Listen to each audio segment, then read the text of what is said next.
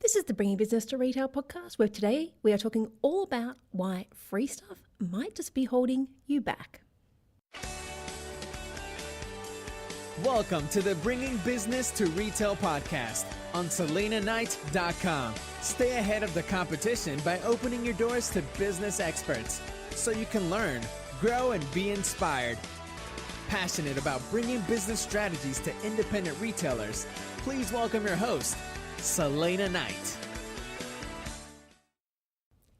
Hey there, and welcome to today's episode of the podcast. And if you are brand new, a very cheery hello. And if you have been a long-time listener, welcome back. I really hope you are going to love today's episode. Now, the title might seem like a bit of a downer.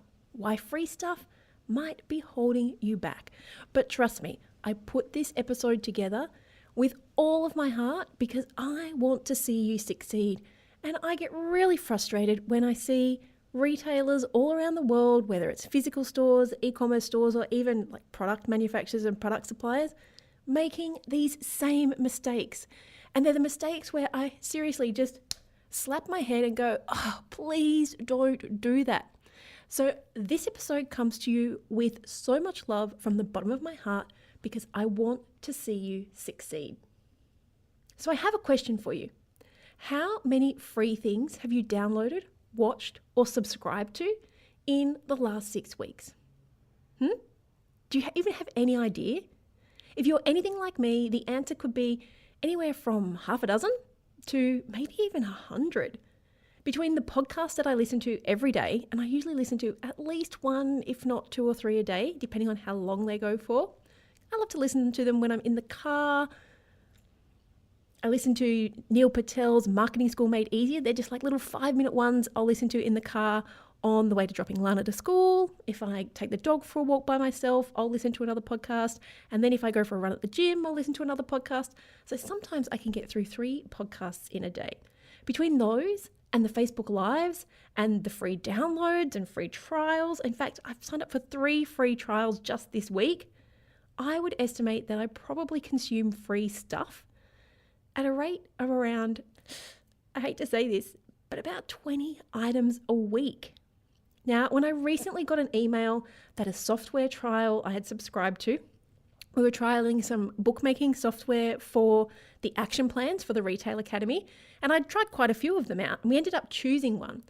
But then I got an email from one of the other ones that we didn't decide to go with to say that the trial was coming to an end and I would be billed if I didn't cancel.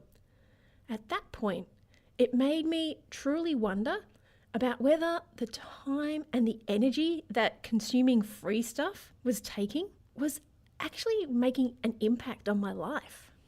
I'll admit it was a bit of an aha moment because I truly believe that you have to be constantly learning, adapting, improving, testing and measuring in order to grow yourself and your business.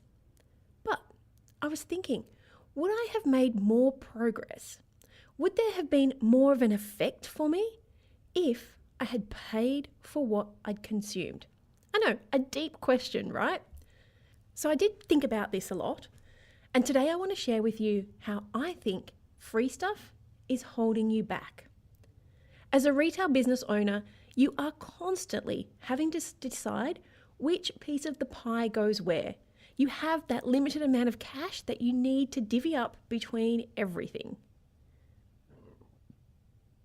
It's super important that you know what money is coming in, where your money is going, and what return you're going to get from any money that you spend. And sometimes with stock, indent orders, bills, overheads, it can seem almost impossible to have any funds left over to grow your business, right? Like, I'm sure I'm not the only person, especially when you start out, especially in those first couple of years in business. It's the perpetual business owner's conundrum. How do I grow with minimal outlay? Now, when you first start your retail store, whether it's online or offline, you are always looking for ways to save money.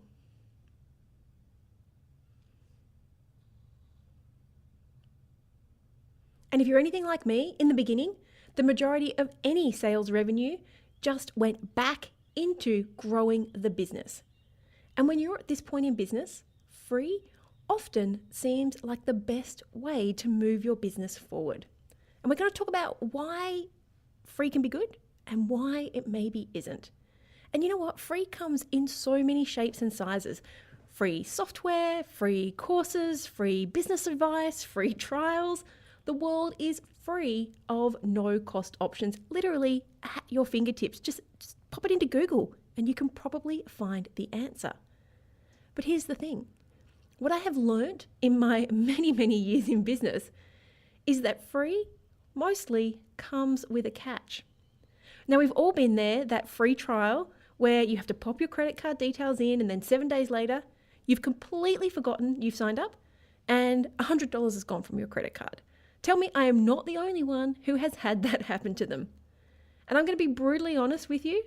The same can be said with free business advice. I know I've done countless or downloaded ebooks, but I just don't take any action. And you know what? That's because there's no accountability. I've put no skin in the game. I literally do not value the information that I've learned.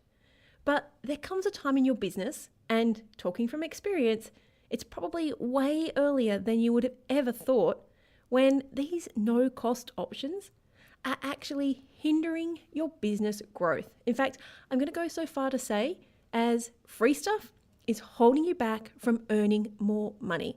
I know, sounds like a bit of an oxymoron, but let me tell you why. Let's dig a little bit deeper into why I think stuff is holding you back. So reason number one is you're losing time. When it comes to building your retail business, there are two main things that you need to do to grow. You need to invest time and you need to invest money. In fact, you need to do both. When you went into business for yourself, I'll guarantee you that one of the reasons was to have freedom of time. Am I right? The freedom to work the hours that you choose, the freedom to go to your kids' school play, and the freedom to be able to just take a day off just because you feel like you need it. Time should be one of the major benefits to owning your own business. But herein lies the problem. In most cases, when you take up a free option, it is going to cost you time. Let me give you an example. When I first started my store, I used MailChimp. So a lot of business owners listening do use MailChimp as well. I mainly used it because it was free. Now, I am all for MailChimp as an email service provider. It's got a great drag and drop editor. It's simple and easy to use. But what it didn't do for me, and remember, this was over a decade ago and I don't really use MailChimp now, so things may have changed since. But what it couldn't do well was segment my list. If I wanted one customer to go onto, let's call it an event list for an event we were having in store, then when that event was over, I would manually have to move them from one list to another after the event, or I would get charged twice because the way MailChimp works, it's for each person that's on a list. And none of that could be done manually. And most email service providers these days will let you put those automations in place. So once the event has finished, they automatically get moved. So having to create this workaround and manually entering and deleting and moving data and doing tasks that perhaps could be done cheaper by something else like a paid app would well be stopping you from utilizing the very limited time that I know you have. I know you are busy on the things in your business that you should be focusing on in order to grow, and the time that you should be spending with your friends and your family. All of these busy work tasks, all of these fixes, all of these workarounds, they're costing you sales, they're costing you money, even though the product is free, and they're taking time away from your friends, your family, and yourself. I hope I'm making sense here. I am not saying to not use MailChimp, and I'm certainly not saying don't use an email service provider. You most definitely need one of those. But what I want you to do is to think about whether the free version of something is going to give you back time, or is it going to take time away from you? Okay, moving on to reason number 2 to think about whether free stuff is holding you back. And that is, free can often mess with your mind. Remember, I talked earlier about how I consume a lot of free content, but the action that I take is usually little to none.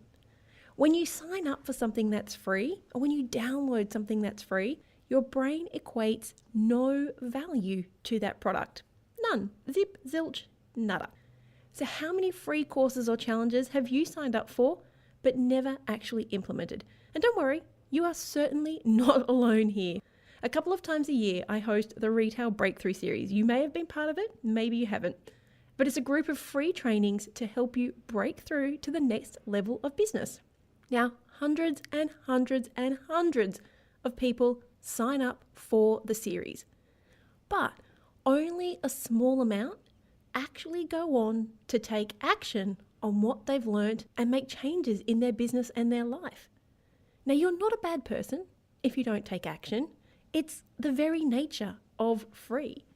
You have no impetus to undertake the work because even if it's only subconsciously, the information is worthless to you.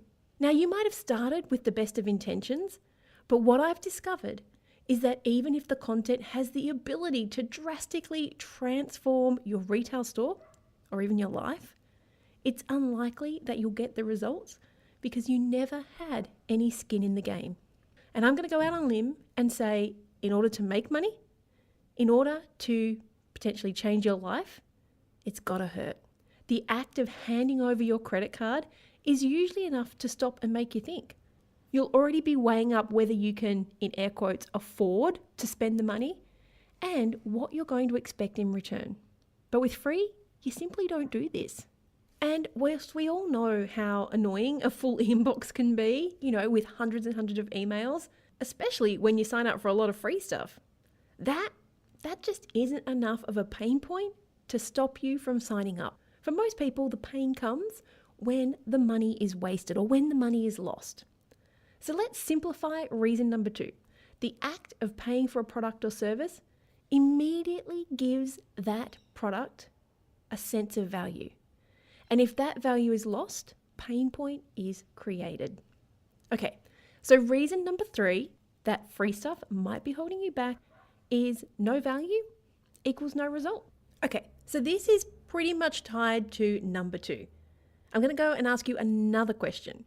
When you spend money on marketing, you expect a result, right? You don't just put the money in and hope that you'll get some sales. Now, whether it's new sales or new customers or building a customer database, when you spend that money on marketing, you expect a return on your investment. The act of paying for something gives you what I like to call a point of reference. You can have outcomes that are measured against the price that you've paid.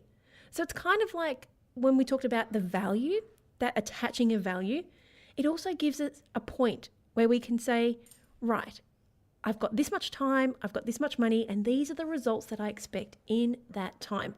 We call that your return on investment. So when you spend money, you know that you need to take a specific action in order to get the results that you want to achieve. A value on the outcome, whether it's giving you back more time, increasing your sales, increasing your knowledge or your health, or maybe just some simple enjoyment like an art class, the value of that has been established based on the price that you paid and how long it's been since you paid that money. For example, if you buy a 4-week meal plan, you're going to measure your return on investment in things like the time that you've saved because you don't have to shop as frequently. You'll also be measuring maybe your mental bandwidth. For me, that's a big thing because I don't know about you, but as the cook of the house, thinking about what to eat each night can be very mentally taxing. And when you buy that meal plan, you're probably going to expect a little bit of an improvement on your health. Maybe it's losing weight, maybe it's having more energy, because when you buy a professionally prepared meal plan, they're generally nutritionally balanced, they're healthy, and they're aimed at a specific thing like weight loss or boosting your energy. So when you pay that money for the meal plan, you have a value attached to it and you have results that you can measure against how much you spend. And we all do that. We all attach a value to something we've paid for. Now, what you value may be completely different to what I value. And how much you're prepared to pay for something could be completely different for me. Let's take that meal plan, for example. Maybe you're prepared to pay $29 for a downloadable meal plan. For me, maybe I'm prepared to pay $99 for that meal plan if it's got everything that I want. It's not right or wrong how much the value is. It's about the outcome. It's about the result that your customer is attaching to what you're selling. So remember, reason 3 is no value gets you no results. If you download a free meal plan, then there's a good chance you might maybe do a week or two. Maybe you'll do a couple of recipes. But I can guarantee you, if you paid $99 for that 4-week meal plan, you are going to do everything that's included because you have attached a value, and that value is going to get you results. Okay, and reason number 4 is that free often leads you to make poor business decisions. Okay, so let me share something that really frustrates me. I see and hear so many retailers deleting what they believe are cold email subscribers because they don't want to pay to move to the next price level up. Oh my goodness, I see this every single day and it makes me want to tear my hair out because actions like these are costing you money. Just because someone hasn't purchased from you yet, or maybe they haven't in a while, it doesn't mean that they won't in the future. I liken it to having a physical store and having that customer who comes back every single week, week after week, to see what's new in store. They never end up buying.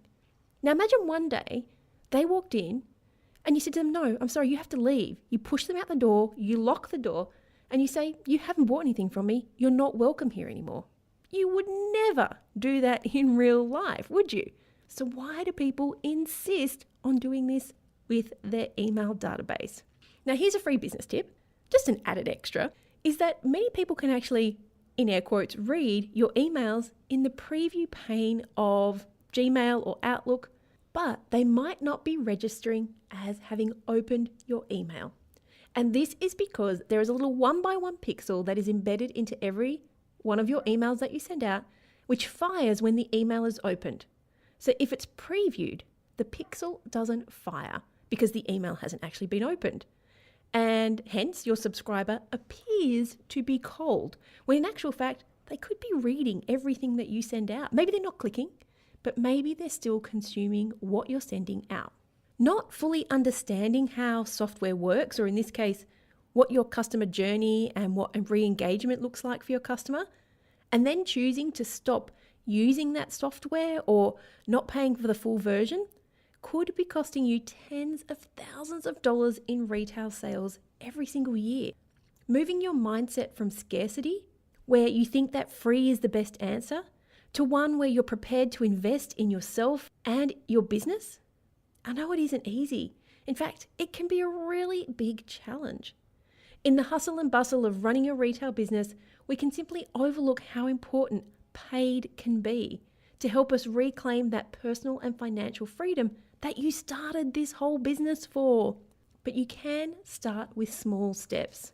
This week, I'm going to go and challenge you to pay for something. Maybe a book, a course, or maybe even some advice. Even if it's as simple as a $7 ebook, the act of parting ways with a few dollars will start you down the path of business growth. In fact, I'm even going to pop a $1 trial for 30 days inside of the Retail Academy into the show notes. I would love you to come in, have a look around, implement as many of the step-by-step strategies that you can. You can come and join us for our live office hours calls where you can ask questions about your business. And I'll even gift you a free private one-on-one discovery call with one of my personal business strategists. And that itself is valued at over $250. I'm going to give you all of that for just $1. It's not even a huge commitment. And I will make sure, I promise you, that you get notified before your trial is ending so that if you want to cancel, it's not going to be an issue. You won't have to pay. We're not going to do the sneaky thing where we just charge your credit card. We will give you ample warning before your 30-day trial is up. And if you want to cancel, you can. And if you want to stay on, you can stay on at full price. If you are ready to take that next step for a measly $1, I want you to jump on over to salenaknight.com/trial and see whether you're actually ready to take that first step from free to just $1 and see the difference that it can make inside of your retail business and maybe even change your life.